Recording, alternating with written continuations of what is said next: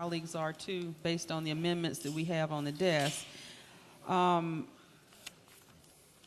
I correct, or I guess I really want an explanation as to who this is affecting, because it sounds like it's going to hit anybody that has a business license or does business with, well, anyone that has a business license along with occupational licenses. So almost anyone in here that has a business, unless they are a huge business, a small business like myself, would end up having to do this E-Verify. And if we didn't do this, then we would be subject to not being able to operate a business. Is that what we're saying with this? Let me, there's a handbook about the I-9 process. The I-9 process has been with us since 1986, and that requires that all businesses verify that employees they hire to work are authorized legally to work. So that, which we do comply with at this point. I would assume so, but even the federal government says that through the I-9 process, they encourage employers to verify that their employees are legally authorized to work. They give us 30-some-odd pages about how to comply with that, and they go further and say, we're going to help you even more, and we're going to set up this internet system, which is pretty simple, to help you verify that your workers are here legally.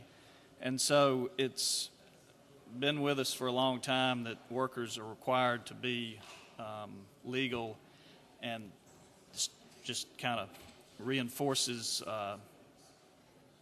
that law that's been here for a while. Okay.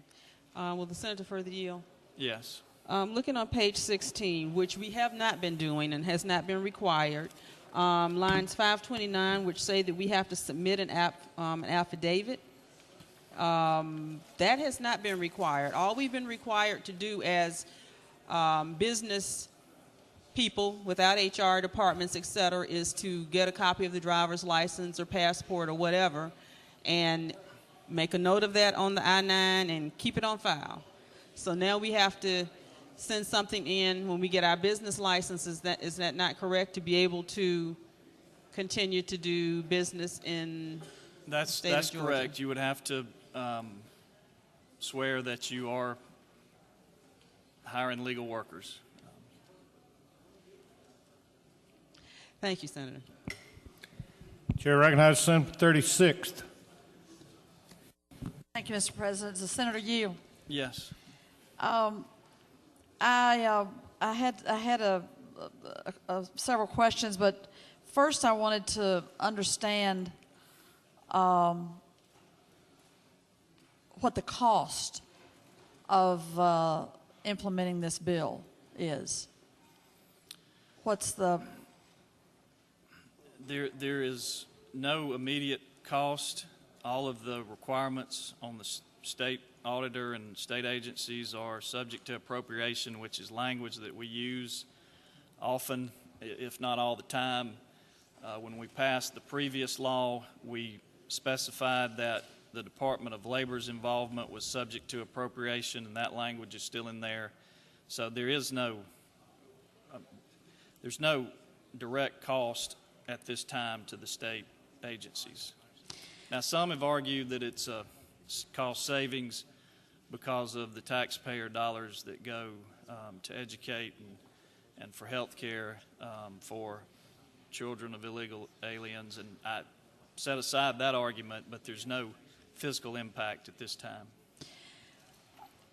I believe I'm correct in saying that there was testimony earlier in the session when these bills were moving through the process that the state patrol had concerns about the cost to them in terms of manpower and being able to cover. I know the example was given, there are counties in Georgia where one trooper is covering 2 or 3 counties with one car, one vehicle, and that the requirements of this bill, as I understand it, would have that trooper hauling somebody up to a station,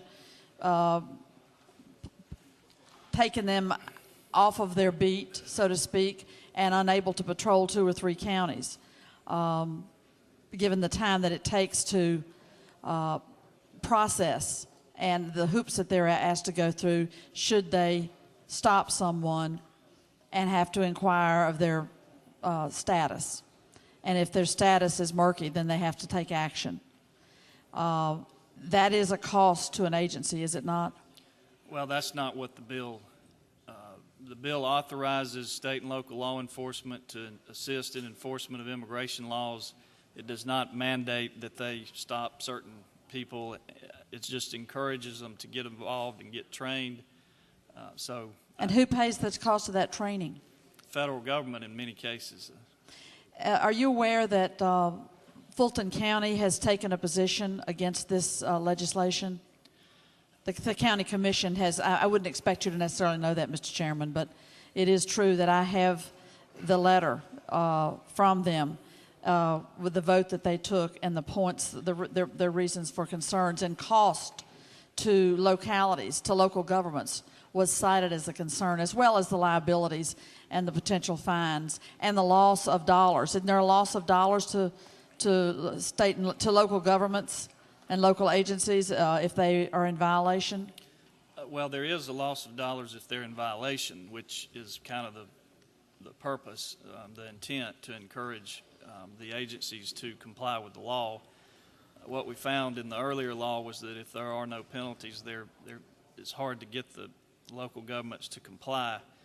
I imagine there are lots of, other than Fulton County, lots of opposition to this bill for various reasons, and you can come up with an argument to be opposed to it, but the cost of it, to me, seems minimal, and they may be opposed for other reasons, but that doesn't seem like a legitimate one to me. Do you think that we should address, as a legislature, that we should seriously engage with the